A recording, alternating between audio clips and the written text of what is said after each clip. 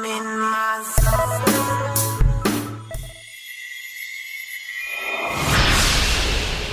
Hey, this is Zero at ReviewZoneHD, and I'm reviewing a copy of Star Ocean: The Last Hope for the PlayStation 3, and this is an action RPG game that was released back in February of 2010 and is the fourth game in the Star Ocean series. This copy of the game that I own is the international copy, which I purchased from a local retail store, and it does feature the option to switch between Japanese and English voiceover, so if you're trying to catch up on your Japanese, this may be a good place to start. This game might be the closest you can get to an offline MMO RPG on the PlayStation 3, as this game is extremely deep with a strong focus on grinding and exploration. I believe I read somewhere that the Xbox 360 version of the game is spread across 3 discs. This version for the PlayStation 3 is all crammed into one. Let's go ahead and get into the review.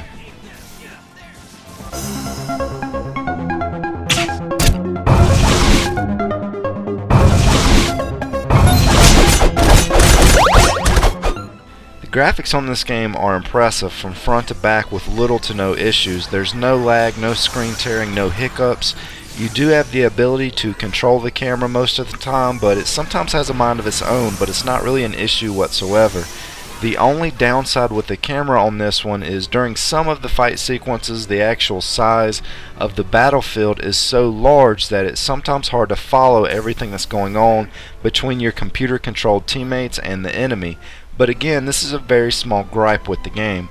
The actual special moves, the spells, the animations on here, the background, the actual world that you're in, all of it is a real treat to look at, which is a good thing because you'll be seeing a lot of it over and over again, as this is a very long game.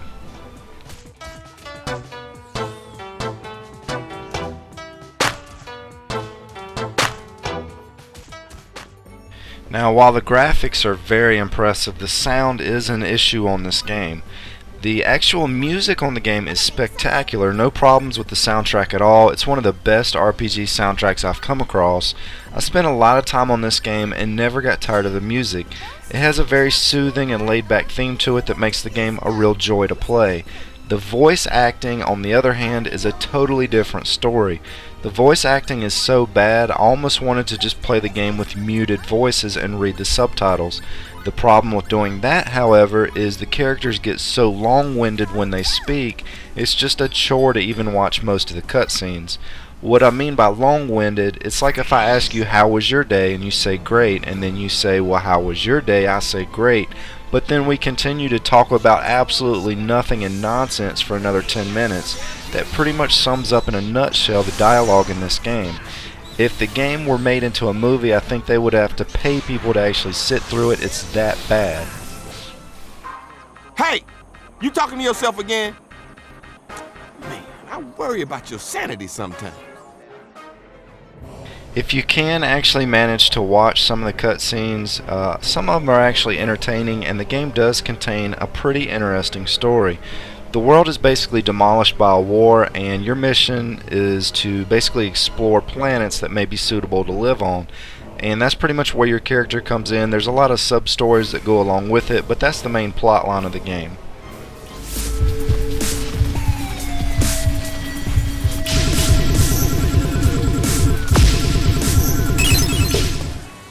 For you trophy hunters out there looking for a platinum to get on a game, I strongly advise you to look elsewhere. This game in my book is one of the hardest games to get a platinum on.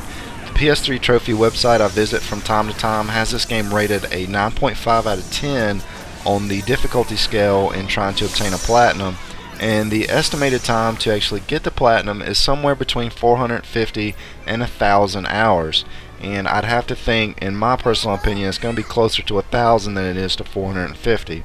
I won't break down each trophy, but I was 30 or 40 hours into the game when I looked at my last trophy percentage, and I was sitting at around 5%.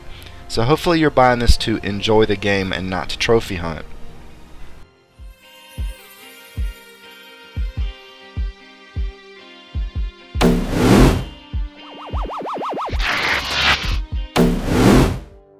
I've really only barely scratched the surface with what this game offers as far as the RPG elements. You can create your own gear using recipes and a crafting system that's similar to Final Fantasy Online for those of you that have played that game.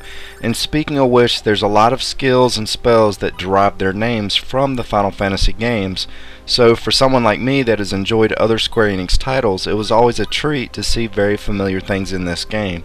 Anyways, you can swap party members in and out when you're not in combat, and you have several to choose from. They all have different abilities and different things that they can do.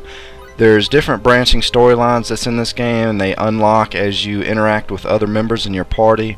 There's a New Game Plus option. If you do beat the game, you can play through it again in New Game Plus. You have options to really micromanage your party members, such as assigning them what spells and skills to use and when you want them to use it. You have the ability to freely quick swap between your party during battle, meaning that you can switch between your characters. The battle system is all done in real time, but you can pause the battle by bringing up your spells and options menu to decide what you'd like to do if you need to take your time. This very well could be the deepest RPG I've played since Final Fantasy VII that I can remember. If you're looking for something to really spend some time with and you enjoy longer RPG games, you won't find a much better fit than this one. I'd certainly recommend this title as it has a lot to offer if you can look past the voice acting, which was sometimes hard to do.